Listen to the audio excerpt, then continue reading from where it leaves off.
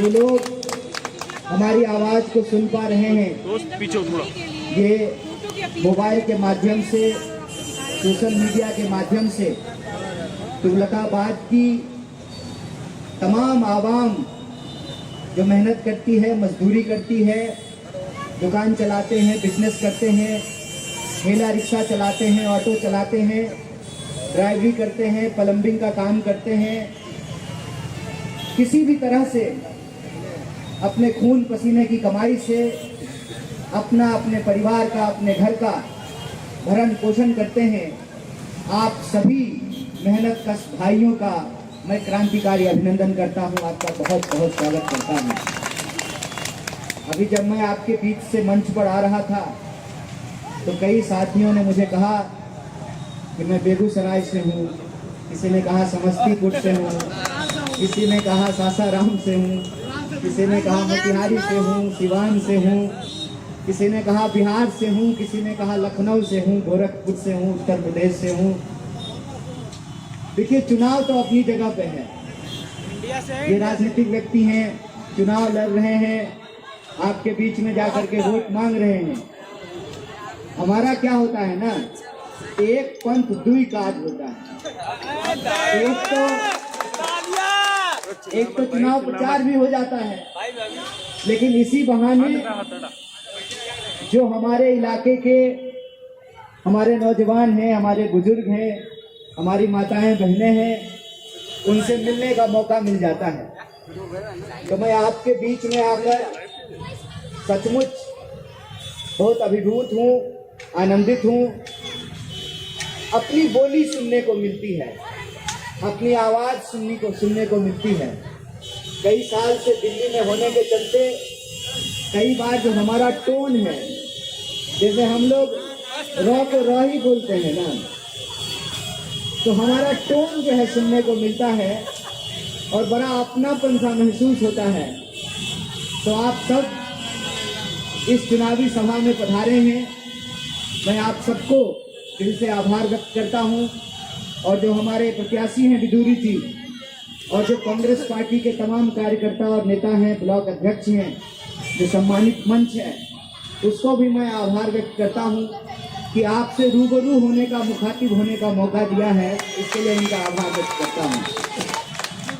दोस्तों, मैं आपसे 2-3 बात करूंगा और दिल की बात करूंगा, क्योंकि मैं प्रधानमंत्री नहीं हूं, इसलिए मन की बात नहीं करता हूं, मैं दिल की बात करता हूं। दिल की बात करूंगा, ज्यादा नहीं, 2-3। मुझे कई और जगहों पे जाना है, लेकिन उसमें सबसे पहली और जरूरी बात यह है कि मैं आपको बताने समझाने के लिए नहीं आया। कहते हैं ना कि सूरज को कोई दिया नहीं दिखा सकता है। जो इस इलाके में रहते हैं, हरिकेश नगर में रहते हैं, तुगलकाबाद में रहते हैं, संगम बिहार में रहते हैं, सोनिया बिहार में रहते हैं, पूर्वी दिल्ली में रहते हैं, दक्षिणी दिल्ली में रहते हैं, उत्तर पूर्वी दिल्ली में रहते हैं, उनको मालूम है कि इस इलाके की क्या हकीकत है, उनकी कॉलोनी की क्या हकीकत है, उनके विधानसभा का क्या हाल है, उनको हमसे ज्यादा अच्छा मालूम है। ये शुक्र बाजार हर शुक्र को लगता होगा, तो आपको मालूम है कि छोला भटूरा अच्छा मिलता है कि नहीं मिलता है, छोला कुलचा अच्छा मिलता है कि नहीं मिलता है, किसकी सब्जी ताजी होती है, किसका सामान अच्छा होता है, आप हमसे बेहतर जानते हैं। तो मैं आपको कुछ बताने समझाने नहीं आया, मैं सिर्फ आपसे ये कहने आया हूं कि दिल्ली देश की राजधानी है, देश का दिल है, और आप दिल्ली को चलाने वाले लोग हैं। अगर दिल्ली में ड्राइवर नहीं हो, ऑटो वाला नहीं हो, वो बैटरी वाला जो टोटो जा रहा है, रिक्शा वाला नहीं हो, प्लम्बर नहीं हो, इलेक्ट्रीशियन नहीं हो, कारीगर नहीं हो, मजदूर नहीं हो, मैकेनिक नहीं हो, दुकानदार नहीं हो, नौकरी करने वाला लोग नहीं हो, सिपाही नहीं हो, क्लर्क नहीं हो, मुलाजिम नहीं हो, तो दिल्ली नहीं चल सकती। और जब दिल्ली नहीं चलेगी, दिल्ली देश की राजधानी है, तो देश भी नहीं चल सकता है। तो आप दिल्ली चलाते हो, आप देश चलाते हो, आप देश चलाने वाले लोग हो। आपसे मैं सिर्फ यह निवेदन करने के लिए आया हूं कि आप अपने दिल पे हाथ रख करके पूछिए। आपने सबको मौका दिया, आपने कांग्रेस को भी मौका दिया, आपने बीजेपी को भी मौका दिया, आपने आम आदमी पार्टी को भी मौका दिया। दिल्ली सचमुच दिल वालों की दिल्ली है। जो भी हाथ पसार करके, हाथ जोड़ करके आया मांगने के लिए, सबको दिया। 15 साल शीला जी की सरकार रही और 93 में बीजेपी के भी मुख्यमंत्री रहे और पिछले 3 बार से, मैंने 2014 में भी 7 सांसद बीजेपी को, 2019 में भी 7 सांसद बीजेपी को और 2024 में भी 7 सांसद बीजेपी को दिल्ली के लोगों ने दिया। दिल्ली के नगर निगम में लगातार बीजेपी के मेयर को चुना। तो कोई नहीं कह सकता है कि दिल्ली वालों ने दिल से लोगों को मौका नहीं दिया। दिया मौका। आपको बस अपने दिल पे रख करके, है देश के दिल, हाथ रखो अपने दिल पे और पूछो सवाल खुद से कि जिस देश की इकोनॉमी 5 ट्रिलियन हो, दुनिया की तीसरी सबसे बड़ी अर्थव्यवस्था दिल्ली जिस देश की राजधानी है उस देश का हो, जिसके प्रधानमंत्री के चढ़ने के लिए 8,500 करोड़ का हवाई जहाज खरीदा गया हो, 8,500 करोड़, जिनके चढ़ने के लिए 15 करोड़ की कार खरीदी गई हो, जिनके लिए 1.5 लाख का कलम खरीदा गया हो, भले उनको लिखने के लिए नहीं आता है। उस देश की राजधानी में रहने वाले जो लोग हैं उनकी हकीकत क्या है। बड़े एक मशहूर शायर हुए, गालिब, दिल्ली में ही पैदा हुए, कहते हैं ना कि हमको मालूम है हकीकत जन्नत की। अरे जन्नत है कि जहन्नम है ये आप जानते हैं। आपको मालूम है कि पानी का सप्लाई आता है कि नहीं आता है। पानी का सप्लाई नहीं आता है तो टैंकर से पानी खरीदना पड़ता है। आपको मालूम है अभी सर्दी खत्म होगी, गर्मी आएगा, लोड शेडिंग के नाम पे बिजली रात को प्रचंड गर्मी में, जब 45 डिग्री टेम्परेचर होगा दिल्ली का, तो लोड शेडिंग में बिजली काटी जाएगी। आपको मालूम है कि पेट काट करके किसी तरह से 25 गज 50 गज का जमीन खरीदे, पहला महिला ताने और दूसरा महला पे लिंटर डालने के लिए कैसे थाना में जाकर के चढ़ावा चढ़ाना पड़ता है। कोई नहीं कह सकता है, बीजेपी भी नहीं कह सकती है और आदरणीय अरविंद जी भी नहीं कह सकते हैं। अरविंद जी को 2 बार छोड़िए 3 बार मुख्यमंत्री का शपथ दिलाया दिल्ली के लोगों ने और बीजेपी को 7 का 7 सांसद दिया। अगर 7 का 7 सांसद नहीं दिया होता तो मोदी जी तीसरे बार प्रधानमंत्री नहीं होते। अब मोदी जी तीसरे बार प्रधानमंत्री नहीं होते तब जय शाह का बाबूजी गृह मंत्री नहीं होता, और गृह मंत्री नहीं होता तो दिल्ली पुलिस का मुखिया नहीं होता। सबको मौका दिया है। मैं कहता हूं इस तू मैं में इस देश की राजधानी में रहने वाले लोगों की हकीकत क्या है, ये सवाल आपको खुद से पूछने की जरूरत है।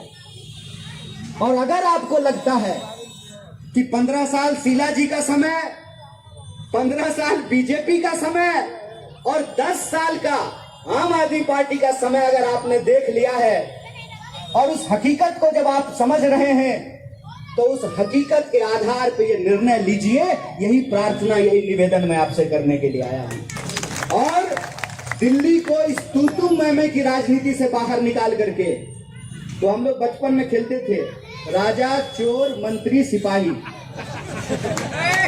उसपे ना 4 जो पुर्जा होता था, ऐसे चारों पुर्जा फेंकते थे और एक को पुर्जा उठाना होता था और फिर पूछते थे बोलो मंत्री चोर कौन, तो सिपाही मंत्री कहता था बोलो सिपाही चोर कौन। दिल्ली में पिछले 10 साल से यही हो रहा है, तुम चोर हम सिपाही तुम चोर, तुम भ्रष्ट, हमको ये काम नहीं करने देता, हमको वो काम नहीं करने देता, यही तू मैं चल रहा है। और इसके लिए बीजेपी भी जिम्मेवार है। दिल्ली में अगर कोई कानून व्यवस्था का सवाल है तो कानून किसके अंदर है? कानून देखने का काम किसका है?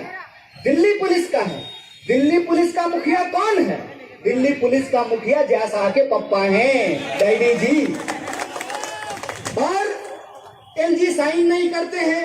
अरे इस तू मैं से बाहर निकाल करके जिसके अंदर इच्छा शक्ति होती है, नेता मां के कोख से पैदा नहीं होता है, जनता के संघर्ष से पैदा होता है।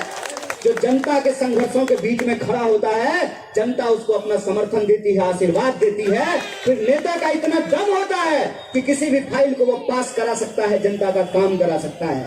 इसीलिए हम कहते हैं इस तू मैं से हमको बाहर आने की जरूरत है। क्या कहते थे कबीर? कबीर कहते थे, चलती चक्की देखकर दिया कबीरा रोए, दो पाटन के बीच में साबुत बचाना कोई। ये तू मैं की राजनीति से दिल्ली को अगर बाहर निकालना है तो कांग्रेस पार्टी एक विकल्प है। और कांग्रेस पार्टी को अगर आप विकल्प के तौर पे चुनते हैं तो कांग्रेस पार्टी जो योजनाएं लेकर के आई है, हर महिला के लिए 2500 रुपया, हर घर के लिए 300 यूनिट फ्री बिजली, हर घर के लिए 500 रुपए में सिलेंडर, हर नौजवान को 8,500 की नौकरी, यह जो योजनाएं लेकर के कांग्रेस पार्टी आई है, इस योजना से अगर आप 5 तारीख को कांग्रेस का बटन दबाएंगे तो अपने परिवार के लिए 10 लाख रुपया बचाएंगे। ये योजनाएं कांग्रेस पार्टी लेकर के आई है। देखिए, प्रधानमंत्री के लिए 10 लाख रुपया कोई बात नहीं है, क्योंकि 10 लाख का तो सूटे पहन लेते हैं, लेकिन हमारे आपके लिए 10 लाख रुपये मायने रखता है। इसीलिए मैं कहता हूं कि नेता जब अपने बाल बच्चों का भविष्य चुनता है तो हमको आपको भी अपना भविष्य चुनना चाहिए, अपने बाल बच्चों का भविष्य चुनना चाहिए। और यह देश हम सबका है। देखिए, जो फॉर्च्यूनर पे घूमता है, जो BMW पे चलता है, जो मर्सिडीज पे चलता है, जो मंच पे खड़ा है, उसका भी वोट एक है, और जो झुग्गी में चलता है उसका भी वोट एक है। हम गाड़ी पे आए हैं, पोंपों करते हुए यहाँ से चले जाएंगे तो हमारा भी वोट एक ही है। और जो शुक्र बाजार में साइकिल लेकर के टन घंटी बजा करके घूम रहा है, उसका भी वोट एक ही है। यह डॉक्टर बाबा साहब भीमराव अम्बेडकर के बनाए संविधान की ताकत है। और यह जो वोट का अधिकार है, इस वोट के अधिकार से हम ये तय करना चाहते हैं कि अगर देश के धन्ना सेठों का 16 लाख करोड़ कर्जा माफ किया जा सकता है तो 300 यूनिट बिजली भी फ्री दी जा सकती है, लोगों को रोजगार दिया जा सकता है। इसीलिए मेरा निवेदन है कि आप कांग्रेस पार्टी को अपना आशीर्वाद दें। आप अगर कांग्रेस पार्टी को अपना आशीर्वाद देंगे तो जो कांग्रेस पार्टी कूपन लेकर के आई है, उन घोषणाओं को हम लागू करेंगे और दिल्ली की हर जनता के लिए 25 लाख तक का स्वास्थ्य बीमा कराएंगे। और मुझे उम्मीद है कि आप अपना समर्थन हमको देंगे, और उसको आपका समर्थन अगर कांग्रेस पार्टी को मिलेगा तो हम 15 साल जिस तरीके से शीला जी के राज में काम किए थे, उससे बेहतर काम करके आपको दिखाएंगे। यही आपसे हम कहना चाहते हैं। बहुत बहुत शुक्रिया, बहुत बहुत धन्यवाद। और जो हमारे प्रत्याशी हैं, प्रत्याशी को बहुत बहुत आभार। और मेरी आवाज जहां तक पहुंच रही है, आप सभी आदरणीय बुजुर्गों, माताओं, बहनों और नौजवान साथियों का दिल से मैं धन्यवाद करता हूं, उनको शुक्रिया कहता हूं।